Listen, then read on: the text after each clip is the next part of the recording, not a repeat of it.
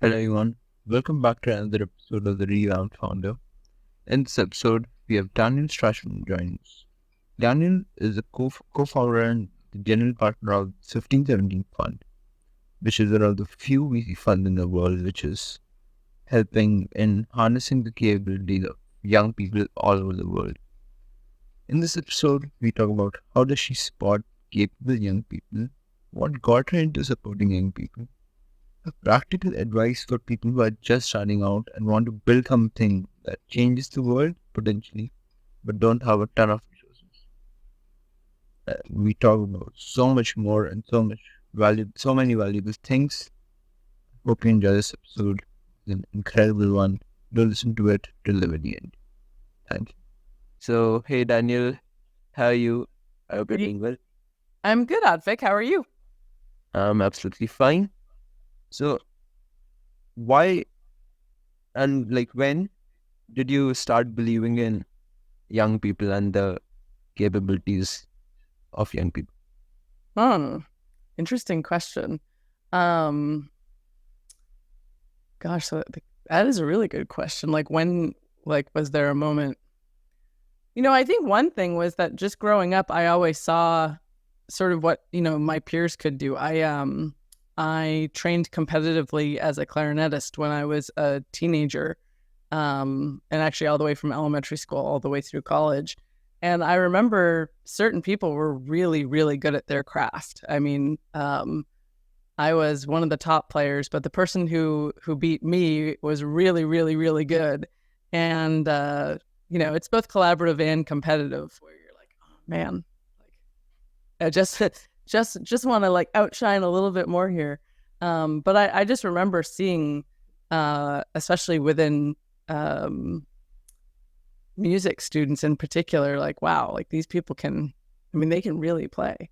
And in fact, now when I go to student performances, sometimes, if I go over to UC Berkeley, which is near my house, I've always wanted to hold up a sign that's like, this might be the best you ever play. This might also be the best group you ever play with. So play your heart out. Because as an adult, you don't always get to perform. So I always want to remind people hey, this time is finite. But I think because I worked with homeschoolers, that was another sort of aha moment of just seeing what young people could do. I started working with homeschoolers sort of in a random way. I was a private tutor and I was putting ads on Craigslist. This is back in 2003. And a homeschooling family reached out to me and wanted me to work with them. And their kids were just so interesting. And then that got me into working with more homeschoolers. And I always believed in alternative forms of education and different ways of learning, and really individualized education. But it was working with these individual homeschoolers that opened my eyes. It's like I had a young man, Steven, who I tutored, who was homeschooled, who had a specialization in lapidary, which is sort of understanding the craft of, turning rocks into jewels. And he would embed things in, both jewelry, but also, sort of hobbyist weapons and things like that. And then I taught a homeschooling class that was a history class. And there was this one kid who just knew so much about different eras in history. And I just thought, well, I should have him be talking about, what he knows instead of me talking about what I know the whole time. So it came pretty early. And I think one of the places that it came from too was reading people like Maria Montessori. I actually have been meaning to reread The Absorbent Mind because it's been over 20 years since I've read it. But I just remember when I read that, and I read that book when I was starting my homeschooling, when I started my tutoring company, and she just had this deep reverence for children and young people, and more so than I had ever experienced in anyone's writing before. And it was just this profound experience to see an adult taking children so seriously. And I think that kind of mapped onto me in a way. What was an example of this?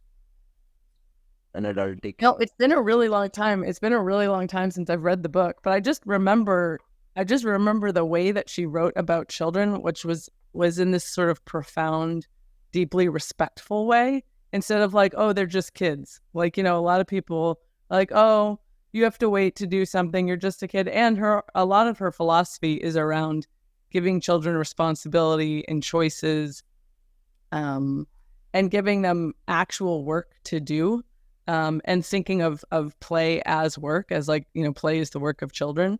So it was that kind of writing and thinking, that really turned a light bulb on in my mind about, hey, maybe,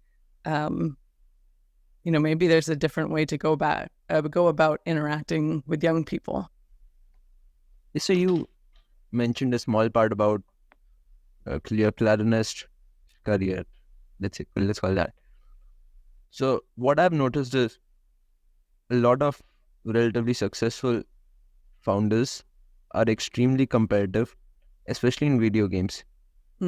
So one of the top founders that we see, they were like top 1% or something in World of Warcraft, League of Legends, different video games. So Yeah. how do you think that correlates with building something big? Yeah, I mean, I think there's something about the competitive spirit that just always drives you to be better. And in some sense, you also want to be competitive with yourself. You want to be improving all the time. And, especially in like something like a video game realm, it's like, okay, you want to get to the next level. You want to get more points.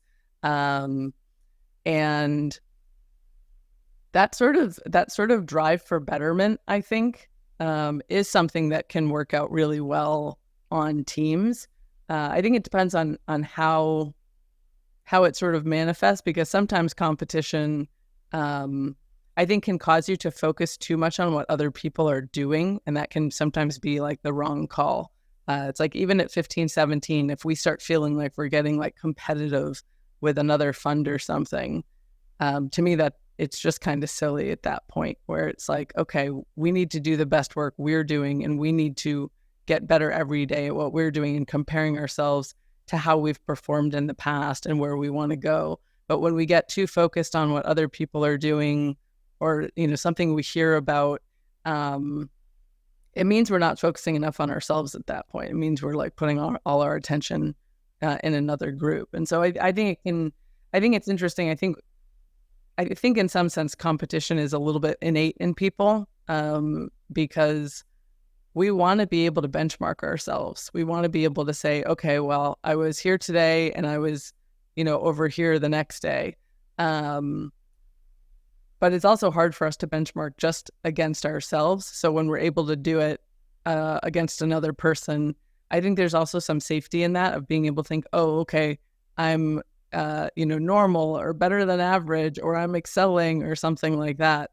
But yeah, it can come out. It can be quite positive in anything people do, because of that angle of improvement. How do you determine the average? Well, it's interesting. So I used to work in neuropsychology, and I used to test patients actually for cognitive ability.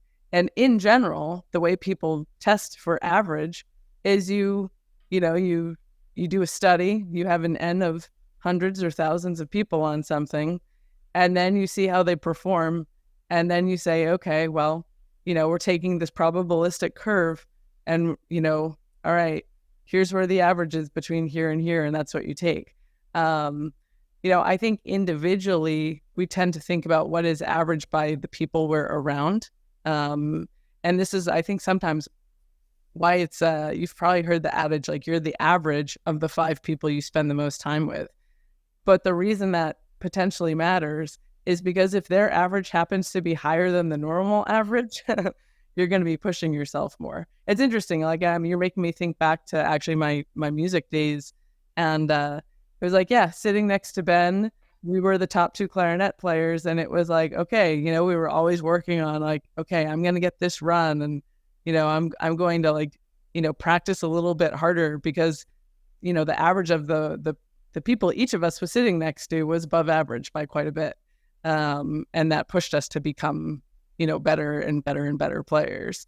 It makes me think now, I I actually have a guitar lesson in a few hours. I've been taking guitar since the beginning of the pandemic, and I know I would push myself further if I was playing more, sort of not like not like competing with anybody else, but if I were doing things more like publicly, it's like, oh yeah, that always gets you to sort of push yourself a little bit more, because you start thinking about, oh, okay, I'm here and this other person who played was here, or I was here this week and now I'm in a better place the next week, and so on.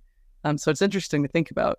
I'm curious how you're a student, so I'm curious how you think about competition. What's it like for you? I personally don't focus a lot on competition. I know it's very like cliche. Yeah. I really don't feel. Yeah. And That's the why only thing, your yeah, podcast. It's funny. I've been thinking that I should probably do less podcasts because I've just done a lot of them at this point. And then you reached out to me and I was like, I can't say no. I got to do this one. So I hope it out. it's worth it. Yeah. No. Oh, it's great. Yeah. I mean, even just like, well, it's interesting because you don't know because you're not in that competitive mindset. But what I've found is, sometimes younger people will ask like more interesting, different questions because, what's on your mind is different than what is on someone's mind who is, between like 25 and 35 or, 40 years old. So yeah, I had to say yes. Yeah. And that's the same reason that you mentioned now. Chris, Moonrise from Moonrise. Yeah. I asked him some questions from the student perspective, which no one had asked him before. Yeah. He said that himself. So, yeah, it's different perspectives in the game. How did you get into playing the clarinet? Oh, let's see. Yeah, I've definitely never been asked that before. I think I was in fourth grade, and at our school, I went to a public elementary school. I went to a public school all throughout, and there was like a music day where, I mean, it's funny looking back on it. They seemed like adults who were playing in front of us, but they were probably just high schoolers. And so I bet the high schoolers came, like the high school band came and played at the elementary school, and we all got the chance to pick, hey, if we wanted to, play an instrument, what would it be? And I had written down both clarinet and flute, and I think they also based it on just like the stock of instruments they had, like who would get what. And I got clarinet, and I started playing. And it's funny, like I remember enjoying playing later once I got like actually good at it, but you have to make it through the learning curve of when you're not good. And that's always hard in music. And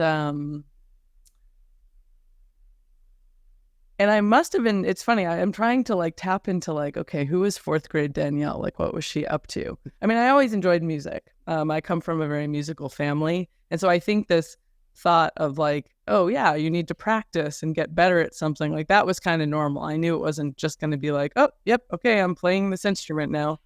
And I think I also enjoyed things like band class and learning together with people. But yeah, those were the early days. And then, later on I took private lessons and, was starting to get into sort of like competition level performances and things like that. And then it was fun too, because I remember doing recitals and really enjoying that I could be a role model for the younger students who were there, where it was like, they were just learning. And I remember being in that place of like, oh, it doesn't sound so good. And I can't do all the things I want to do. And, I can only play hot cross buns. And, and then it's like, oh, okay. Like you can sort of see where things can go. And in education, we call this modeling, which is where you model something for a student. And I think there was something really interesting within music where you were just constantly being modeled to, of like, wow, okay. I remember, my dad is very tapped into music. And so we would go to performances, and there's always this thought of like, oh yeah, like if I keep going with this, like I could play like that, like, and keep going. So there was like that, drive that was present. And like I said, sort of a natural love through my family. My dad is an incredible guitar player. He's probably played for like 55 years at this point. And so being able to, in the home, watch someone who is good at their craft also, I think, gave me a framework of like, this is what it looks like when you're excellent at something. So then striving for that, I had a model of what that looks like. Music teaches you things which are pretty difficult to learn just by doing normal things.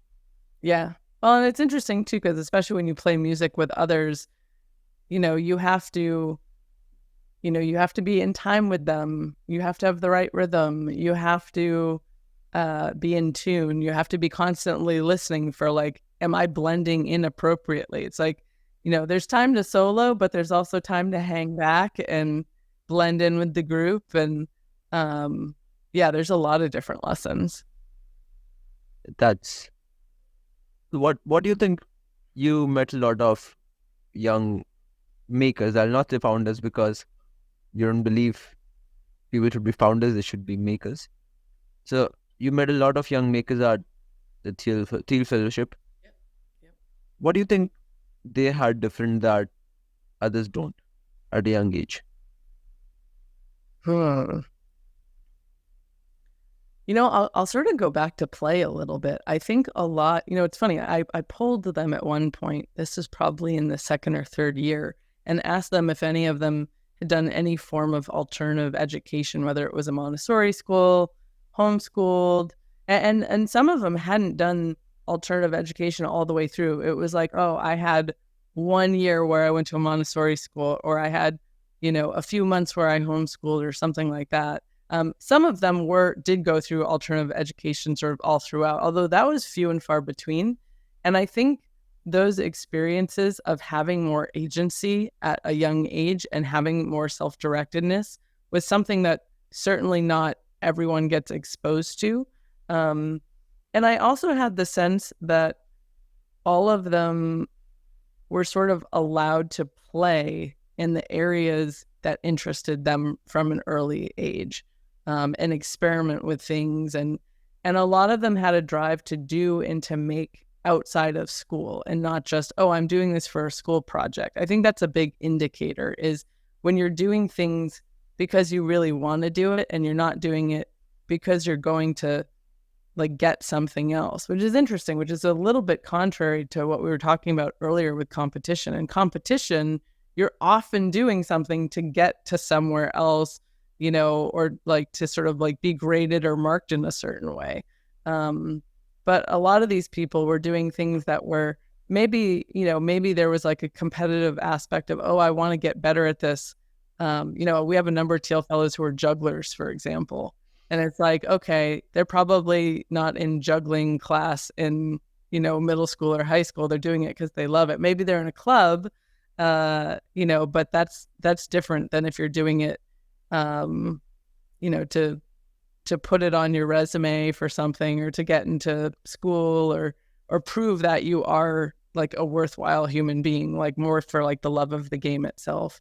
So we just saw, I think, that a lot of Thiel fellows had sort of time and space to explore their interests, which not everybody has the ability to do. Like some people don't have a supportive learning or family environment that is going to say, hey, it's okay if you spend time, on these other things that at least right now don't look important. I know some families really have this sort of bent on, oh no, you have to do things because it's going to prove something out somewhere else. School projects, I mean, in my opinion, are a waste of time.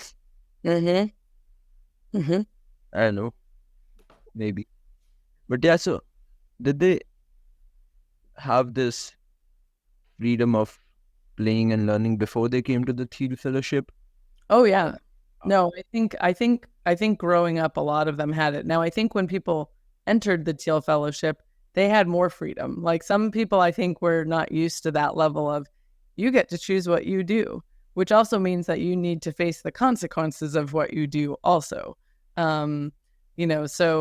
So I think for some people early on, it was maybe hard to figure out, well, how do I make a structure for myself? How do I get myself to sit down every day and work on the things that I talked about wanting to do when I don't have a structure of a school or, an employer, someone telling me like I have to do it. If someone was using the Teal Fellowship as a vacation, that was not going to work out as a Teal Fellowship. So, there were sort of deliverables of like, hey, you've got to be moving something forward. But that said, the thing didn't have to work. It's like, okay, if you're finding out this isn't working, it's time to try something else. And I think that was hard for people too to understand, like that switching is okay, and that finding out that something isn't working is like a totally normal thing to happen. Funny enough, I applied to the Thiel Fellowship when I was 12. I got rejected, of course. Well, but you gotta apply and try and see. Some of our favorite people to bring into the fellowship were the people I called our frequent flyers. So the people who would apply year after year. Because for me as an educator, I love to see the development over time. It was like, okay, here's Advik at 12 and 13 and 14 and someday 15, and I don't review the applications anymore. But that's how we thought about it. When there were fellows that we brought into the program that had, applied like sometimes 3 times before they got in. What did you look for in the applicants? The top 3 things? Top 3 things. I would say we looked for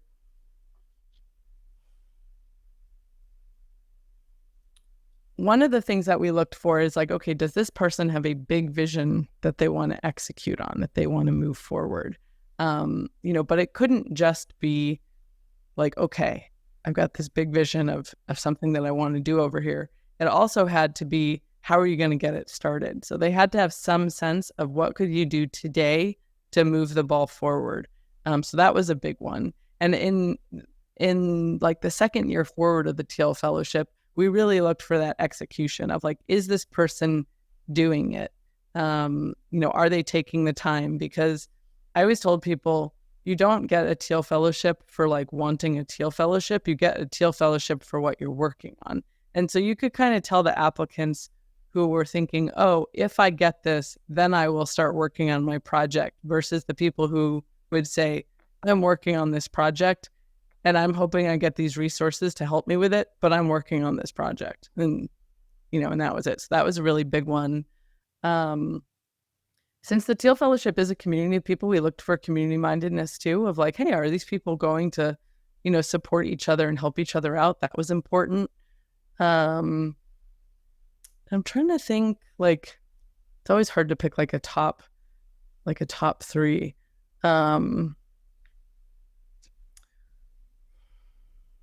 We looked for that sort of past history of excellence of, okay, is there something that this person did? Did they practice something? Did they excel at something? Like, and sometimes that was music, sometimes that was sports. Sometimes it was hobbies, like I said, we'd have people who were, really good at juggling. We have an old Teal fellow who is an excellent yo-yoer. It's like, but seeing things like that was interesting because it showed us, hey, this person has the drive to move something through to getting to a place of excellence with it. And it's easy to pick things up and put them down, but it's pretty tough to stick with something. So we looked for that like stick-to-itiveness sort of throughout some of their narrative. So now, going back to the first point that you mentioned, where does the line between a big vision and naivety end? That's a good question. Where does it end? I think naivete is really, really important because it drives what you think is possible. And I remember, so I started a charter school when I was 26 years old, and me and my co-founder started working on it in 2006. We opened the school in 2008. And when we started it in 2006, we talked to a bunch of charter school leaders, and charter schools are public schools. But they can run a little bit more like a private school. They have to take any student who comes to their door, so it's open to the public, but they have their own curriculum. They have their own way of working with students and so on. And when we talked to other charter school leaders, and I was 26 years old, and compared to most school directors, I was extremely young. And they would kind of look at me and my co-founder. They were like, "Why do you want to do this?" And we were like, bright-eyed and bushy-tailed, like, "Oh, well, we've got this idea and we want to scale what we're doing in this homeschooling co-op." And they're like, "Yeah, but what about finances? What about your building? What about this?" And, our answers were just like, "Well, we'll figure it out." And it's interesting now because, building it, I didn't know viscerally what it would be like. And it was extremely challenging. It's both one of the best and hardest things I've ever done. And we had a staff of 14 people right out of the gate. And I had never led a team like that before. We had 160 students and probably about, I don't know, somewhere around 300 parents who were part of our school community. I had never run an organization like that in my life. But a lot of it was that naivete of being able to think like, okay, can we scale what we're doing with this co-op we have? Can we actually build a school that drove it forward? And now it's funny when I meet people who want to start a school, now I'm the person who has the battle scars. And I'm like, yeah, but what about your facility and the finances and all this? And it's like, because I know now. And so sometimes when you know too much, it can block you from thinking big. Like you put your own barriers down. And it was the same for us when we started our venture fund too, where, when Michael and I started it, we didn't know what it was like to raise a fund or like what the work looked like exactly. We just kind of had this like dream about what we could do, and we were following that. And so I think naivete and big vision actually go together really, really well. And can it get you in trouble? Absolutely. There's like tons of learnings that you have to do. But at the same time, I think that naivete can be like fuel for the fire to get you to actually do it, instead of getting in your own way and saying, oh, it's not possible. This is not possible to do this. So I think it's actually a really important component. And people ask us all the time, like, do young founders, and we don't have actually an age requirement. It's about stage. So we do work with a lot of young founders because a lot of our founders, haven't or not going to college.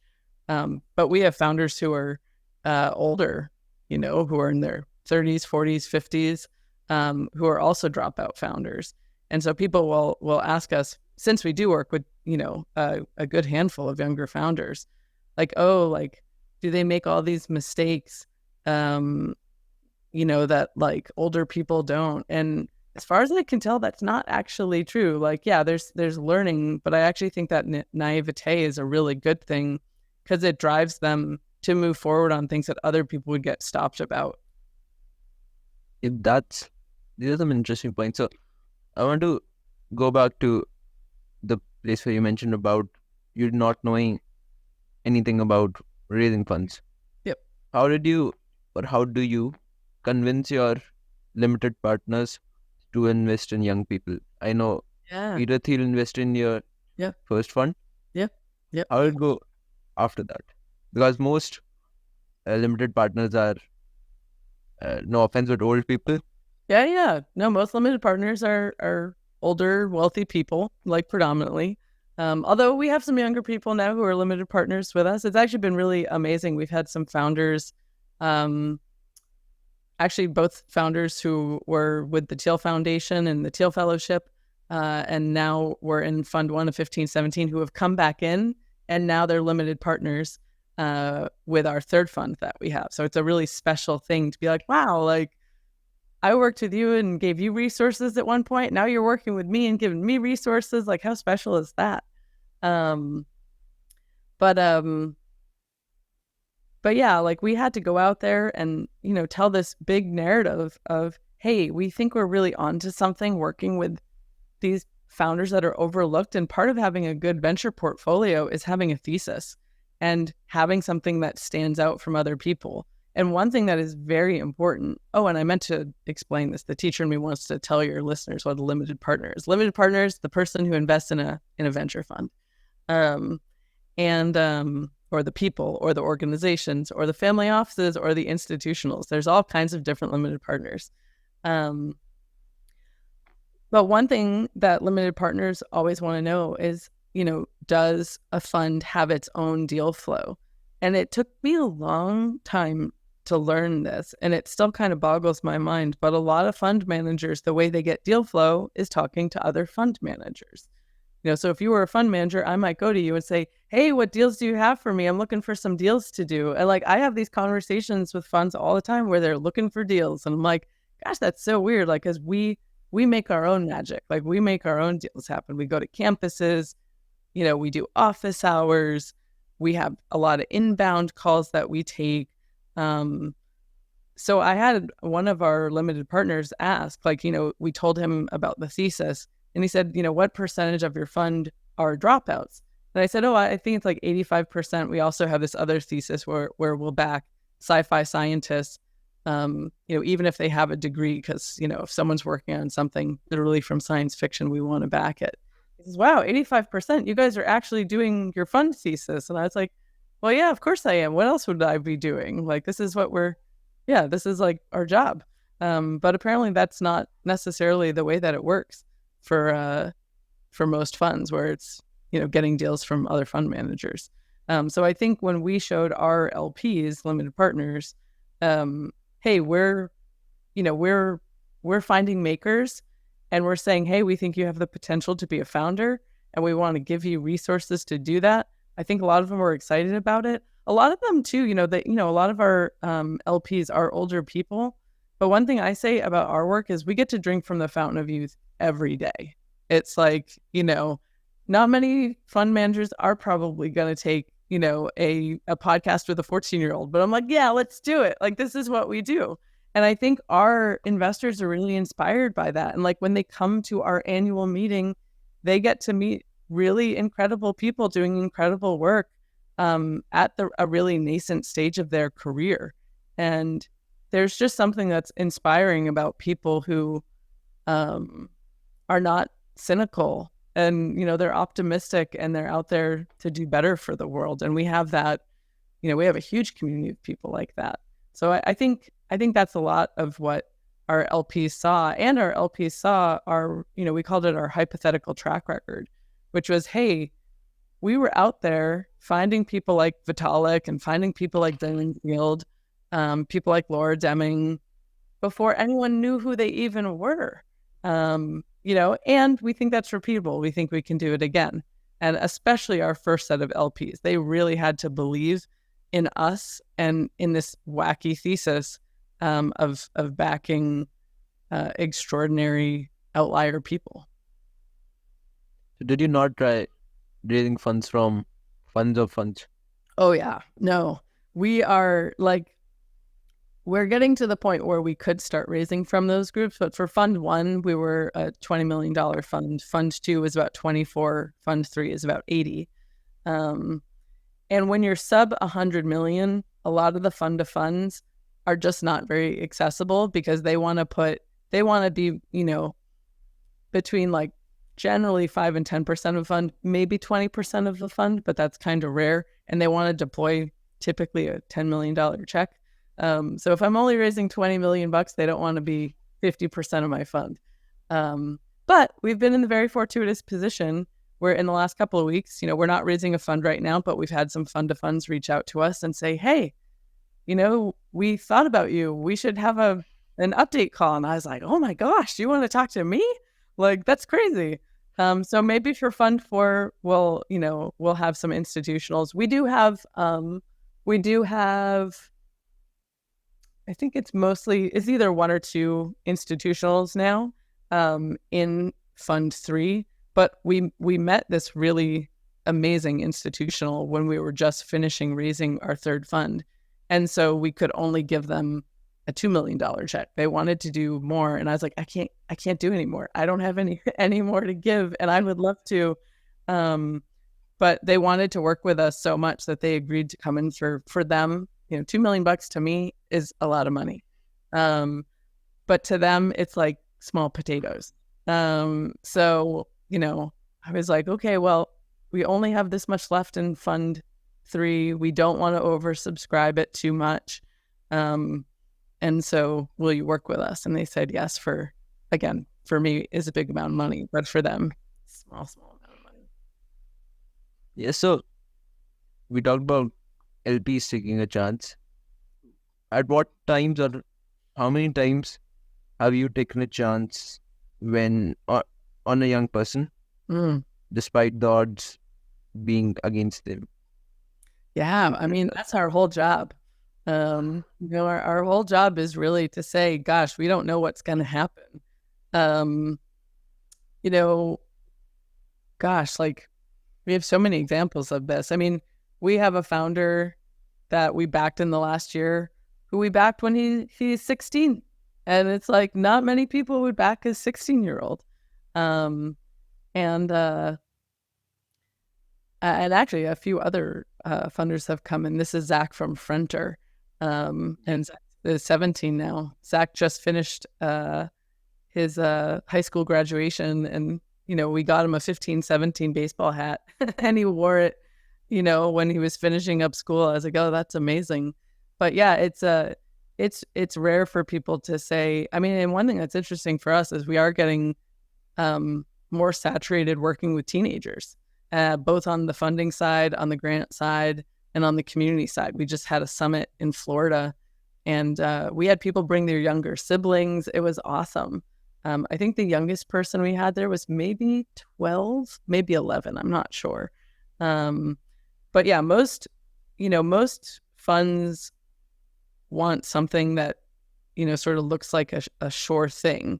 And we're working with people who are very early and often who are working on sort of technologies that are challenging. We have a young man who is working on a biotech play to cure diabetes, and he's a solo founder, and he is young. And so he does, usually for things like medtech, people want to see PhDs and people who've been working in the field for a very long time. Sometimes people talk about like gray hairs, like they want to see some gray hairs.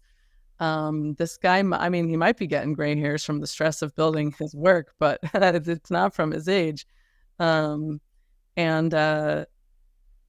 mouse studies have come back positively. His rat studies have come back positively, and it's time for the next step. But we've capitalized almost $1 million into this young person's company. And what we've said is like, this person is going to need indisputable proof for the next round of funders to believe this guy. And sometimes we think about that of like, what is the level of indisputable proof that our founders are going to need to get to for other founders or other funders to take them seriously. And depending on the space, the bar is higher or lower, we think. But yeah, a lot of what we do would be, considered very risky. But venture is very risky by its nature. It's high risk, high reward. And like we talked about earlier, we have our novel thesis, and this is what we do. And we're actually seeing a really interesting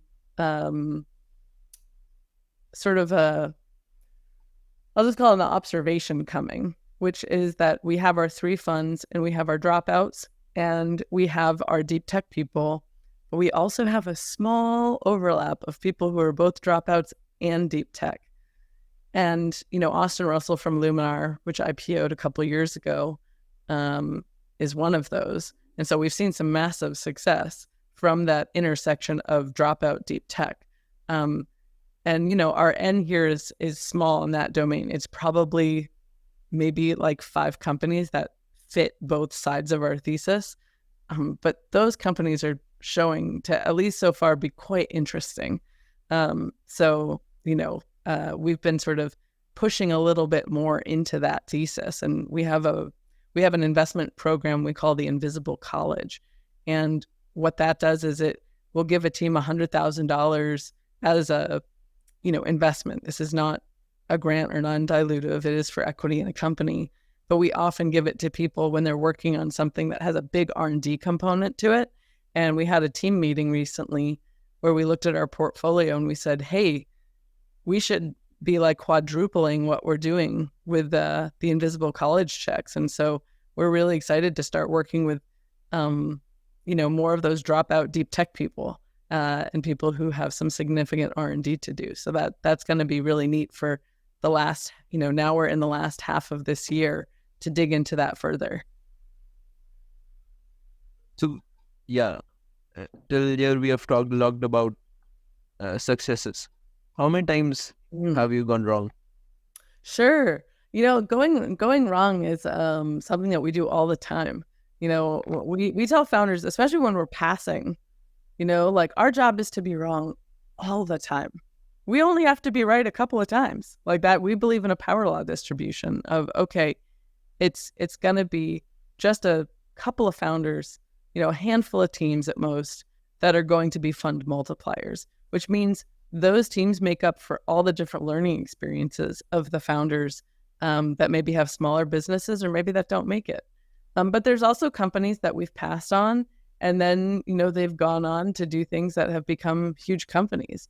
We have one company that originally pitched us autonomous golf carts, and we just had a hard time getting excited about it. And that company turned into an autonomous trucking company that IPO'd, and it was like, wow, that's amazing. We could not have foreseen where it would have gone. And, I think our process for going through diligence is fairly strong. And one of the things we have to think about is like, hey, would we be really excited to work alongside this team, on what they're up to for a long time? And if, autonomous golf carts were not in our wheelhouse for that, we were like, okay, we're going to say no here. But the amazing thing about teams is that they pivot and things change, and yeah, you can't know what you don't know. And it's something we struggle with at 1517 too, of like, there's certain teams that we love to work with. But sometimes when we're going through diligence, we're thinking, gosh, like it's hard to see how what this team is working on becomes a venture scalable business. But we've also seen our own teams pivot a lot. One of our teams, Lambda Labs, originally started as an app, and now they're in, building computers and cloud computing. And, they're a well-loved company at this point. But we couldn't have foreseen that when we started. We just knew, hey, Stephen and Michael are really great. Stephen was a younger mentor in the Teal Fellowship. And so we said, okay, we got to work with this team. So it's something where we get torn often of like, okay, well, how much do we say no when we just can't get there on what the project side is versus the team side? But yeah, our job is to be wrong a lot. It's very humbling. And we want that to be humbling for teams too, humbling for the teams we work with and humbling for the teams that we pass on of, hey, like, hopefully there's more funding out there. Like, we can't get there, but that doesn't mean what you're doing isn't worthwhile. It means it's not a fit for us. And hopefully there's capital out there to support it. So do you only invest in companies operating in North America? No. So we have started investing in companies that are more global. It's a small handful. And, I'm guessing, we'll invest in over 100 companies in Fund 3. And I'm guessing that it'll be probably only like 10% will be global companies. It's our way of learning and getting into different ecosystems. We've made one investment out of Mexico City, another investment in the Philippines, and we've done diligence on some other companies. And the bar for our international companies is higher, in a sense, because it's more difficult to work in different markets, and it's more difficult, honestly, for us to assess, like, hey, does this have the potential to be, a fund multiplying company, which is at the end of the day what we have to think about. I always tell our founders, we're delusional. We have to think that every team we're backing could be the one team that makes it all the way to something like an IPO. But we have to believe that for all companies we put it into, not just, the ones that are doing, well. So yeah, we have started doing global investing. But I like to be really honest about it, that it's few and far between, because, I don't want to be the type of fund that's out there saying, oh yeah, we're global. But it's like, okay, it's still a very small handful. And I love talking to people who are working in different markets. It's just something that you want to have investors on board who can really support what you're doing and understand your market. And I call VC advanced tutoring, where we're getting tutored all day by our founders, especially who are in different markets, about what those markets are like. Because it's a lot to keep on top of different geographies. And so you should have investors who understand it, to the best of their capabilities. How do I, like, while doing my research, I saw that you guys have grants. Yep. And like investments. Yep. Proper investments. So why the differentiation? Yeah. So at the Teal Foundation, we saw through the first 5 years how far a large grant took people. And we don't have the ability to do a large grant. But we had experimented in the last year of the Teal Fellowship giving people a smaller grant, giving them $1,000. We sort of had this aha moment of, maybe people don't need $100,000 to get started. Maybe they need like $1,000. And so we started piloting that. And we saw some really amazing things happen, because what we found is that young people are used to getting prizes and accolades for things they've already done. They are not often given resources to move something forward into the future. And we used to call our grant program, now it's called the Medici Project, but we used to call it our nudge grant, because it would just be like, all right, we're just going to nudge someone to like get started on this.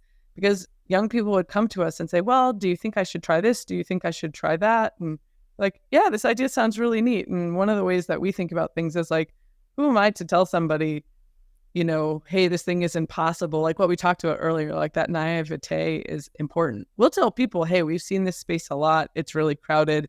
It's going to be hard to work on it. But at the end of the day, you get to choose what you want to do. And sometimes we'll ask young people, hey, like if you had $1,000, what would you do with it? And they'll tell us, and then we'll say, okay, cool, I want to give you $1,000. And we've had people like get so surprised, that they're like, wait, what? Like, what's we've had people cry where they weren't expecting, resources to come their way. And then all of a sudden they do. And we have a few companies who are at, Series A, Series B, and Series C who started as grantees with us. And so it was like that nudge kind of got them started. And now they have a full-fledged company. So let's say if I were to apply for a grant, what would the process look like? So the process can look two ways. One way of doing it is to shoot over a Loom video. My email is Danielle@1517fund.com. Anyone who's listening is welcome to email me. I like to get a little Loom video from people. That explains who you are, a fun fact about you, and something that you're working on, and something that you want to build, and how $1,000 would be helpful.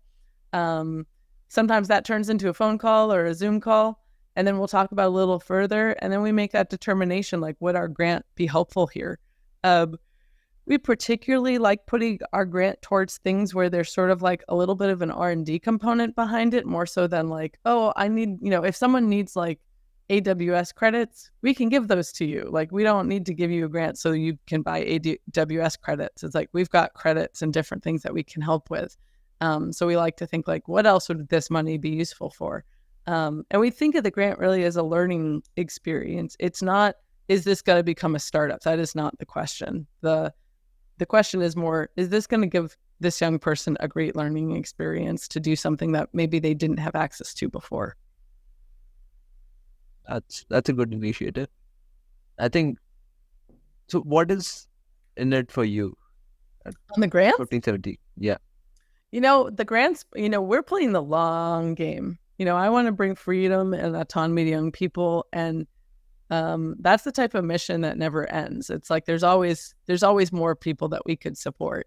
And so our grants, to me, really support my personal mission of wanting to bring that autonomy to young people to do things. And I think financial resources are something that are very lacking for most young people. And I think if young people had access to the economy, they'd have access to more autonomy and freedom also.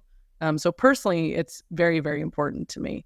On the fund side, what's interesting is when we started the fund, and we still think about this, we always say our grants are goodwill and rapport builders with makers. It's like, it's a way for us to start working with people early.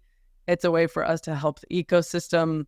We never expected grantees in short timeline to turn into companies. What we thought was like, maybe 7 years later, someone will come back to us and say, hey, I remember you guys. You gave me a grant when I was in high school, and now I'm like working on a company. What's interesting now that we're 8 years into the fund, we've had that happen. We have a company called Optomotive, and this guy, Scott, who's one of the founders, he got a grant when he was in high school to build autonomous like vehicles and robots, things like that.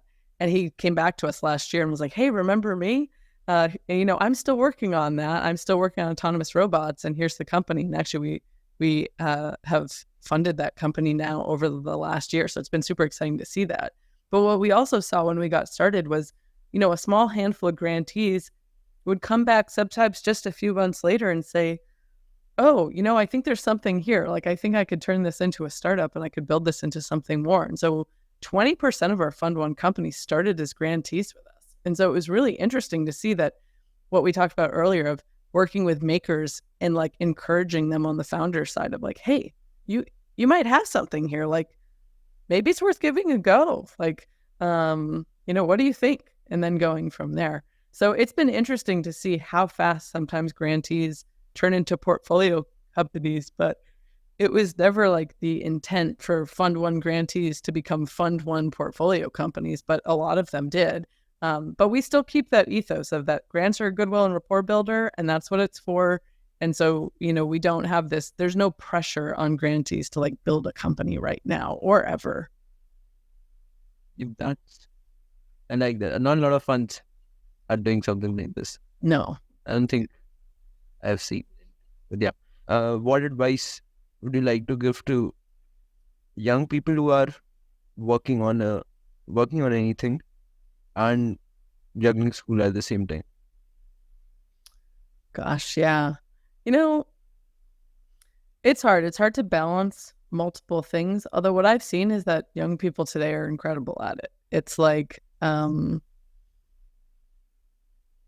you all are just really good at making more time appear. I don't know how you do that. It's like, It's like 18-hour work week. Right. No, exactly. It's like you've got your school, which is a full-time job, and you've got a full-time job on top of it, and you're just handling it. It's like, wow, that is really, really impressive. What I would say is, I think one thing people maybe think is that when they're starting, a project that might turn into a startup, or maybe it turns into a nonprofit, who knows what the structure is people might have too much of a schooling mindset when they get started on something, where it's like, well, first I'll build it, then I'll talk to customers, then I'll do this, then I'll do that. It's much more like in tandem for how you do things, in terms of, okay, you're building a little bit, you're talking to customers, if you're fundraising, you're doing that at the same time. It's a little bit of everything all at once, rather than sort of like a school project where you finish something and then you move on to the next. The last thing I would say also, especially to student makers and founders, is that pitch competitions at school or in programs, even where you win money, are very different from, is this a venture scalable company, which is what an investor is going to be looking at. So sometimes I see young people who think, oh gosh, like I'm getting great traction because I have these, monies that have come in from these competitions. So this means that I must have something that is, going to be worth the next 5 years of my life to work on. And it might be, but it also might be that it's something that programs just enjoy awarding things to. And that's not to say that you shouldn't work on it, but it's about sort of expectation setting, that like winning money in prizes is different than taking on investment dollars. And I think sometimes that is hard for people to understand initially. What's like something related to this, a small part? When you write, what is the average check size at 150? So we have two investment programs. One is the 100,000 that we talked about through the Invisible College program, and the other is our sort of pre-seed check, which is a $500K check when someone's raising under $2 million, I would say. So when you give 100,000 or 500,000 to a teenager, how do you expect them to handle, I think, the most amount of money they might have had? Yeah, absolutely. Well, responsibly, number one. And what we expect with that money is, and for all founders, no matter how old they are, the job is to turn those money into resources that will build your company, not to save a nest egg of money. So the idea is you go out and you hire more people, you buy equipment, you get what you need to build the business. And I think that is actually the most challenging thing for people, is to say, oh, wow, I have this money in my account and my job is to literally turn it into other resources and spend it, not to just have it sit here as a safety net. And I mean, I even remember for 15, 17, when we got our first, I think it was we had $500K in the bank, and the wire came in and we had it. It was a wire from a bunch of different LPs that we work with. And then we invested in a few companies and all that money got wired out. And I was like, that's the biggest amount of money I have ever seen wire into and out of an account. And it happened in 2 days. So it can definitely be, it's definitely a growth learning experience to be like, okay, this money came in, it went out, and that's what I'm supposed to do with it. And it's kind of the same for founders. I don't think I have any follow-up questions to that. Cool. I think that's it from my side. Anything great you'd like to say? Gosh, I always just like to encourage people to start making and building and learning. I think especially when you're younger, learning skills is really, really important. And I'd encourage everybody, I call it sort of we say getting our hands dirty, of okay, you gotta get in there and start making things. And find people who are the yes people in your life about yes, you should do a podcast. Yes, you should write a book. Yes, you should, get started on this project. And sometimes those people are friends, sometimes they're parents, sometimes they're mentors. And yeah, I just encourage everyone, to keep putting one foot in front of the other, because that's how you make something happen. That's a great way to end it. Yeah. Yeah. Yeah, this is great to chat today. Thank you for taking the time with me. And thank you for reaching out.